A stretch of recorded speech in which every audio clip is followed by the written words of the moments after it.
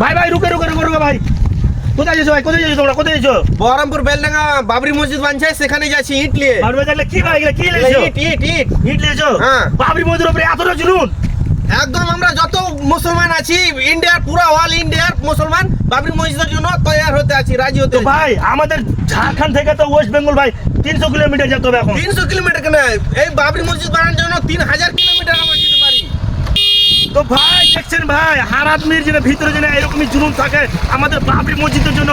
আর দেখছেন ভাই আমাদের 300 কিলোমিটার আমাদের ঝাড়খণ্ড থেকে ইট নিয়ে যাচ্ছে ভাই। তো ভাই এই ইটকে কিনে নিয়েছিল বাড়ির ইট ভাই, একদম বাড়ির ইট। কি দেখছো ভাই এরকম জুলুন যেন আমার হার মানুষের উপরে থাকে। আগে যদি মানে মসজিদের উপরে কোনো কথা চলে আসে নাকি? মসজিদের উপরে কথা চলে আসলে এটা সহ্য করতে পারবো না আমরা। তো ভাই এরকম যদি লোক যদি পাওয়া যায় কিনা ভাই, তো একটা বাবরি মসজিদ কেন হাজার হাজার বাবরি মসজিদ বেরিয়ে যেতে পারে নাকি দাদা? হ্যাঁ একদম।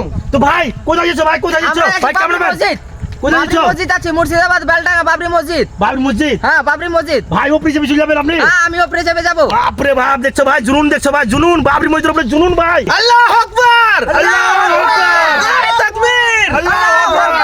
ঠিক আছে ভাই, তো যাও ভাই, তোমরা যাও, তোমরা রুকবো না। তো ঠিক আছে ভাই, দেখতে পেলেন ভাই, এইরকমই ভিডিও যদি আপনারা ভালো লাগে থাকেন আমাদের ভিডিও, তাহলে অবশ্যই লাইক কমেন্ট শেয়ার করে দেন।